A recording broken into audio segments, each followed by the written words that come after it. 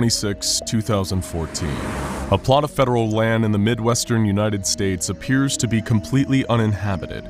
But to those in the know, this is actually the location of Biological Research Area 12, a large SCP Foundation facility that houses and experiments on live biological entities and hazardous tissue samples.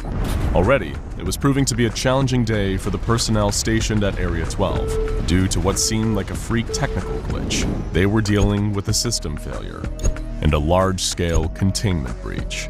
The deadly bladed petals of SCP-143 were drifting through the air. The acidic SCP-153 roundworms were breeding. SCP-811 was running wild, and a number of amnesia-inducing SCP-939 creatures had escaped their pen. In short, it was a total disaster. Complete paranormal pandemonium. And things were about to get so much worse, as the sounds of whirring helicopter blades and the rumbling engines of heavy military vehicles approached. The embattled staff were relieved that Mobile Task Force reinforcements were arriving so quickly. After all, Area 12 was relatively isolated, and they'd only just put in a call for help. On-site security staff were being overwhelmed in the chaos of the containment breach, and they needed the big guns if they wanted to get things under control before it was too late. What they didn't know as the vehicles surrounded their facilities is that it was already far too late for most of them. Soon, heavily armed troops in protective tactical gear were storming the facility.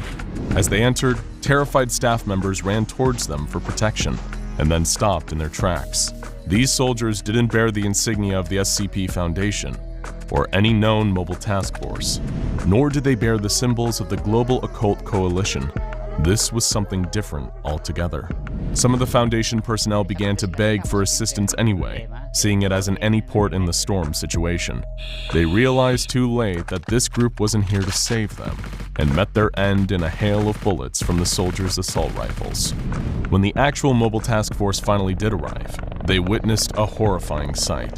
Most of the on-site Foundation personnel had been shot dead, and there were no trace of the culprits. Even worse, several of the SCP-939 creatures were missing. These are the predatory pack-hunting creatures that produce amnestic chemicals to lure and disorient their prey.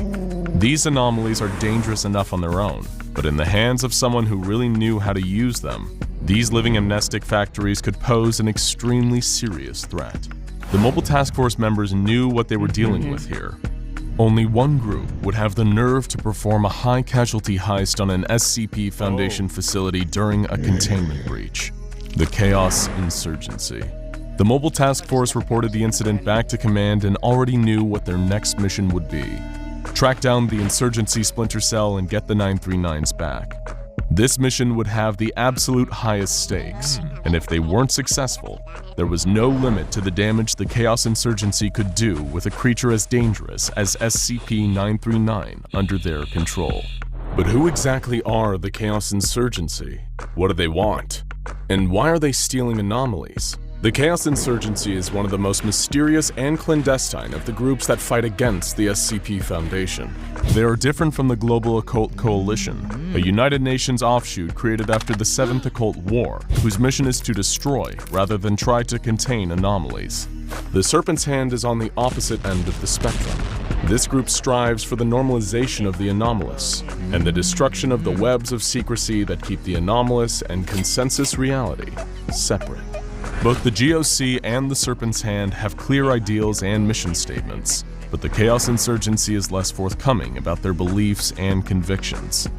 Something we know for sure about the Chaos Insurgency, though, is that they view anomalies as tools to be utilized rather than unpredictable elements to be contained, studied, or neutralized.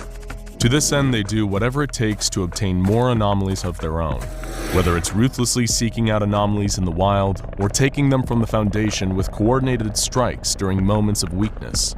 Though they lack the support and resources of organizations like the Foundation and the GOC, the Chaos Insurgency more than makes up for it in devotion to their cause, their unpredictability, and most of all, their willingness to use violence. It's difficult to separate the facts from the rumors when it comes to the Chaos Insurgency. Some believe that, to compensate for their rejection